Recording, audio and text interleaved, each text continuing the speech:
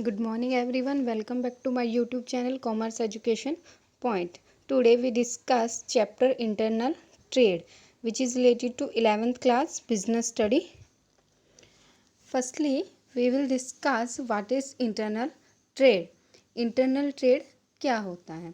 Internal trade refers to buy, sell goods and services within the boundary of the country. कि internal trade वो trade होता है जो हम एक कंट्री की बाउंड्रीज के अंदर परफॉर्म करते हैं, मतलब selling of product and services and purchasing of product and services with in the country, कि एक ही कंट्री की लिमिट्स के अंदर, बाउंड्रीज के अंदर हम परचेज और सेल करते हैं, तो वो क्या कहलाता है? हमारा इंटरनल ट्रेड। अब इंटरनल ट्रेड में देख लेते हैं कि क्या क्या फीचर्स इंक्लूड की जाती हैं।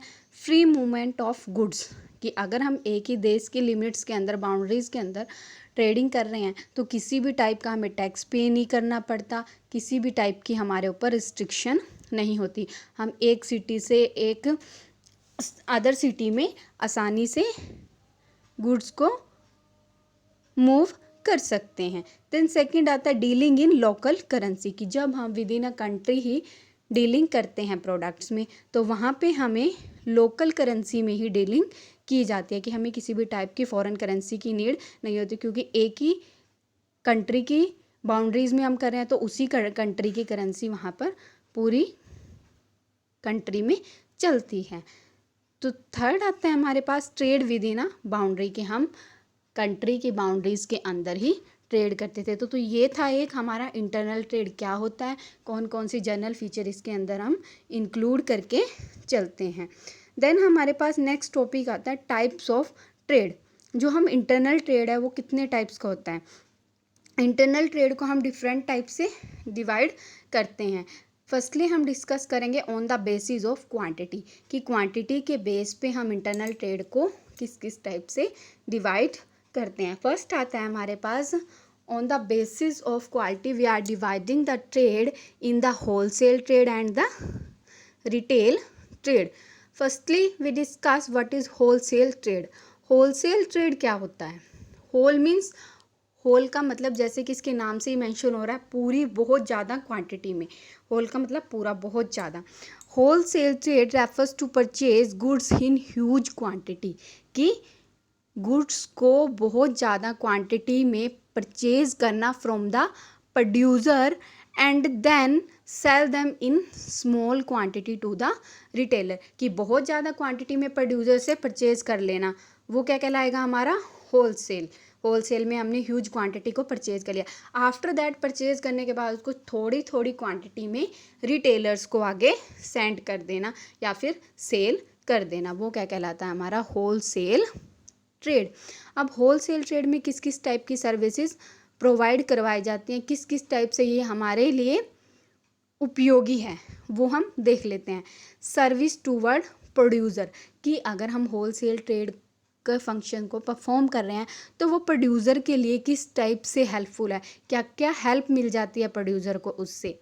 फर्स्ट आता है हमारे पास एक्टिंग एज मिडलमैन, कि जो होलसेल ट्रेडर हैं वो क्या करेंगे? प्रोड्यूसर के लिए एक मिडलमैन का तरह काम करेंगे, कि प्रोड्यूसर खुद गुड प्रोड्यूस करके सीधा कस्टमर तक ना पहुंचा के बीच में किसको पहुंचा देता है? होलसेलर को। होलसेलर देन किसको पहुंचा देते हैं? रिटेलर्स को। रिटेलर्स देन कंज्यूमर्स को। तो इस तरह से जो होलसेलर है वो एज अ मिडलमैन काम करते हैं प्रोड्यूसर्स के लिए। देन सेकंड हमारे पास पॉइंट आता है प्रोवाइडिंग फाइनेंशियल हेल्प, कि जो होलसेलर है ये फाइनेंशियल हेल्प भी प्रोवाइड करवाते हैं प्रोड्यूसर को। मान लो प्रोड्यूसर एक टाइम में लॉस में चल रहा है तो होलसेलर क्या कर लेते हैं? इनको कुछ एडवांस में अमाउंट पे करके इनसे प्रोडक्ट परचेज कर लेते हैं, तो वहाँ प्रोड्यूसर को क्या मिल जाती है? फाइनेंशियल हेल्प मिल जाती है। देन एडवर्टाइजिंग गुड्स, तीसरा कि प्रोड्यूसर की गुड्स के बारे में रिटेलर और कंज्यूमर को इन्फॉर्मेशन देने का काम भी कौन करते हैं? होलसेलर। ये क्या करते हैं? पूरी इन्फॉर्मेशन कंज्यूमर्स तक पहुंचाते हैं, जिससे कि गुड्स की एडवर्टाइजमेंट हो जाती है और प्रोड्यूसर की गुड्स ह्यूज क्वांटिटी में सेल होती हैं। देन आफ्टर दैट आता है हमारे पास स्टोरेज फैसिलिटी, कि कई बार प्रोड्यूसर के पास क्या होता है कि स्टोरेज फैसिलिटी अवेलेबल नहीं हो पाती, वो क्या करते हैं? अपने माल को प्रोड्यूस करते हैं और होलसेलर को सेंड कर देते हैं। होलसेलर क्या करता है? उसके पास स्टोरेज फैसिलिटी अवेलेबल हो जाती है, तो वो वहाँ पे उस स्टॉक को स्टोर करके रख लेता है, जिससे कि प्रोड्यूसर को किसी भी टाइप का लॉस बियर ना करना पड़े। देन आता है डिस्ट्रीब्यूशन फैसिलिटी। तीसरा क्या, होलसेलर क्या करता है, डिस्ट्रीब्यूट करता है प्रोडक्ट को टू द कंज्यूमर और टू द रिटेलर। तो ये सर्विसेज थी जो प्रोड्यूसर के रिगार्डिंग होलसेलर द्वारा प्ले की जाती हैं। देन हमारे पास आता है सर्विस टुवर्ड द रिटेलर, कि होलसेलर रिटेलर को क्या क्या बेनिफिट प्रोवाइड करवाता है। रिटेलर को क्या क्या बेनिफिट होंगे वो देख लेते हैं। Easy supply of goods. अब रिटेलर अगर प्रोड्यूसर के पास गुड्स लेने जाता है तो वहाँ पे उसको एक लंबा प्रोसीजर फॉलो करना पड़ता है, लेकिन अगर वो डायरेक्टली होलसेलर के पास चला जाता है तो वहाँ पर उसके लिए ईजी हो जाता है गुड्स की सप्लाई लेना। देन आता है कंसल्टेंसी हेल्प, कि जब अगर एक रिटेलर कोई भी गुड्स परचेज करना चाह रहा है तो वो क्या करेगा, उसकी मेरिट्स डीमेरिट्स को देख के ही उसको परचेज करेगा। लेकिन अगर वो प्रोड्यूसर के पास जाता है तो वो उसे अच्छे से एग्जामिन नहीं कर पाता, लेकिन होलसेलर के पास जाके वो उस प्रोडक्ट के रिगार्डिंग कंसल्ट कर लेता है होलसेलर से, आफ्टर दैट ही उस प्रोडक्ट को परचेज करता है। देन थर्ड पॉइंट हमारे पास आता है रीजनेबल प्राइस, कि रिटेलर को होलसेलर से अगर वो प्रोडक्ट प्रोड्यूस करता है तो रीजनेबल प्राइस पे मिल जाते हैं। Then information about new product, कि जो होलसेलर हैं अगर कोई प्रोडक्ट प्रोड्यूसर नया लेके आया मार्केट में तो वो रिटेलर को इन्फॉर्मेशन देते हैं कि ये प्रोडक्ट मार्केट में नया आया है। तो ये सारे फंक्शंस थे रिटेलर्स के रिगार्डिंग, कि जो होलसेलर रिटेलर्स को प्रोवाइड करवाता है। देन आता है सर्विस टुवर्ड सोसाइटी, कि सोसाइटी को क्या क्या बेनिफिट है होलसेल के, कि होलसेल में अगर प्रोडक्ट परचेज किए जाते हैं तो सोसाइटी को क्या क्या बेनिफिट है। फर्स्ट आता है कंट्रोल ऑन मार्केट, कि मार्केट पे अच्छी तरह से कंट्रोल हो जाता है। सिलेक्शन फैसिलिटी, कि अगर होलसेल में प्रोडक्ट अवेलेबल है मार्केट के अंदर तो सोसाइटी के लोगों को क्या है, फैसिलिटी मिल जाती है कि वो बहुत सारे प्रोडक्ट में से बेस्ट प्रोडक्ट को चूज़ कर सकते हैं, सेलेक्ट कर सकते हैं। देन आता है possibility of large scale production, कि प्रोडक्शन लार्ज स्केल का होता है। रिमूव कंज्यूमर कंप्लेन, दूसरा साथ ही साथ कंज्यूमर की कंप्लेन भी रिमूव होती रहती हैं। तो ये सारी सर्विस थी होलसेलर ने जो प्रोवाइड करवाई हैं सोसाइटी को, रिटेलर्स को, कंज्यूमर्स को एंड प्रोड्यूसर्स को। आफ्टर दैट हम डिस्कस करेंगे यहाँ पे व्हाट इज़ रिटेल ट्रेड, कि रिटेल ट्रेड क्या होता है। रिटेल ट्रेड क्या होता है, retail is selling final consumer product to householder, कि जो भी फाइनल गुड्स होंगी, कंज्यूमर के यूज़ की फाइनल गुड्स होंगी, वो कंज्यूमर को सेल करने का काम किस ट्रेड के अंदर किया जाता है, रिटेल ट्रेडिंग के अंदर।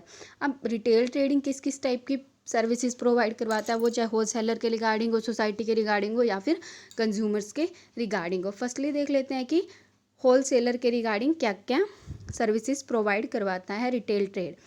क्रिएट डिमांड, कि होलसेल रिटेलर अगर नहीं होंगे तो होलसेलर से प्रोडक्ट कौन परचेज करेगा, डायरेक्टली कंज्यूमर तो बहुत कम परचेज करेगा, लेकिन रिटेलर क्या करते हैं, होलसेलर से प्रोडक्ट परचेज करते हैं तो वो उनके लिए डिमांड क्रिएट करते हैं, मतलब उनके लिए डिमांड बढ़ाते हैं। सेकंड पॉइंट आता है हमारा हेल्प इन डिस्ट्रीब्यूशन। अब होलसेलर ये तो है नहीं कि अपने पूरे प्रोडक्ट को कंज्यूमर तक पहुंचाने में सक्सेसफुल हो, तो रिटेलर होलसेलर्स के लिए काम करते हैं और उनके प्रोडक्ट को कंज्यूमर तक डिस्ट्रीब्यूट करते हैं। देन थर्ड पॉइंट हमारे पास आता है प्रोवाइड इंफॉर्मेशन, कि प्रोडक्ट के रिगार्डिंग अगर ये लगता है कि कंज्यूमर कुछ नया प्रोडक्ट डिमांड कर रहे हैं तो रिटेलर क्या करेंगे, उस डिमांड को होलसेलर के सामने रखेंगे, होलसेलर क्या करेंगे, प्रोड्यूसर तक उस डिमांड को पहुंचाते हैं। तो इस तरह से कंज्यूमर की इंफॉर्मेशन रिटेलर तक पहुंच जाती है। आफ्टर दैट क्या आता है कि कंज्यूमर के टुवर्ड कौन कौन सी रिस्पॉन्सिबिलिटी या कौन कौन सी सर्विसेज प्रोवाइड करवाता है रिटेल ट्रेड। कंज्यूमर को टाइमली सप्लाई हो जाती है गुड्स और सर्विसेज रिटेलर से, कि मान लो आज सुबह ही आपको किसी भी गुड्स या सर्विस की रिक्वायरमेंट थी तो आप रिटेलर के पास जाते हो, परचेज करते हो और ले लेते हो वो प्रोडक्ट, तो वो गुड्स सप्लाई होगी टाइम से to the consumer. No fear of cheating, consumer को मतलब किसी भी तरह की घपलेबाजी का डर नहीं रहता, उसे रहता है कि रिटेलर से टाइम से प्रोडक्ट मिल जाएंगे। देन फ्री सर्विसेज और फ्री एडवाइस, जब आप रिटेलर के पास किसी भी टाइप का प्रोडक्ट खरीदने जाते हो तो वो आपको एक बार सुजेस्ट करता है कि ये प्रोडक्ट नहीं, ये प्रोडक्ट आप लीजिए, ये बेस्ट है, तो वहाँ पे हमें फ्री एडवाइस और फ्री सर्विसेज मिल जाती है। तो ये हमारा टॉपिक था जो कि इंटरनल ट्रेड से रिलेटेड था, जिसमें आज हमने 2 टाइप के ट्रेड पढ़े हैं, होलसेल ट्रेड और रिटेल ट्रेड, जो बेस होते हैं क्वांटिटी के बेस पे। तो ये इसका जो नेक्स्ट पार्ट है हम नेक्स्ट वीडियो में पढ़ेंगे। अगर इस टॉपिक में आपको कोई भी प्रॉब्लम है तो मुझे कमेंट बॉक्स में बताइए। And thanks for watching this video.